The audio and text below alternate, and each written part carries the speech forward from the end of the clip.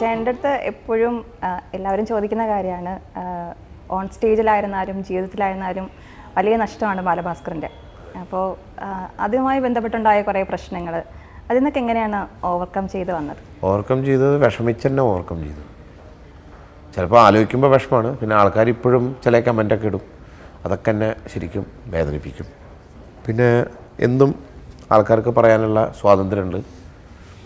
പക്ഷേ ദൈവത്തിനറിയാം, ഞാനൊക്കെ അവനെ സ്നേഹിക്കുക ഏറ്റവും കൂടുതൽ ശ്രമിച്ചിട്ടുള്ളത്.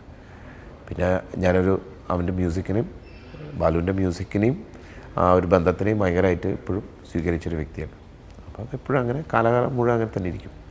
ഇനി ആരും ഓർത്തില്ലെങ്കിലും സംഗീതം കൊണ്ടു കിടക്കുന്ന ഞങ്ങളൊക്കെ എന്നും അദ്ദേഹത്തിന് ഓർക്കും. എന്നാലും മലയാളികൾക്ക് എല്ലാവർക്കും ഒരിക്കലും മറക്കാൻ പറ്റാത്തൊരു വ്യക്തി. ഒരുപാട് മിസ് ചെയ്യുന്നതായിരിക്കും ആ ഒരു കോമ്പോ സ്റ്റേജ് ഭയങ്കരമായിട്ട്. ഇപ്പോഴും എൻ്റെ കൂടെ വയലിനിസ്റ്റുകൾ പെർഫോം ചെയ്യാറുണ്ട്, പക്ഷെ ആ ഒരു ചാമ അത് വേറെയാണ്.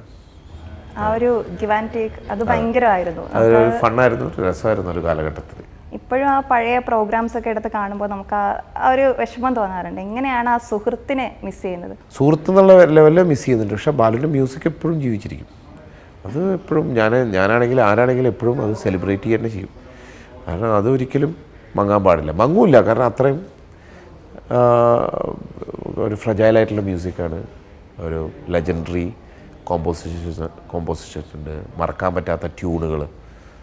പിന്നെ അതൊക്കെ എന്നും ജീവിച്ചിരിക്കും. പിന്നെ ആ വ്യക്തി പോയതിൻ്റെ വിഷമം എപ്പോഴും ഉണ്ടാവും. ആ ഫാമിലിയായിട്ട് പിന്നെ കോൺടാക്ട് ഇല്ല, അത് ചെയ്യാണ്ടിരിക്കുക നല്ലത്.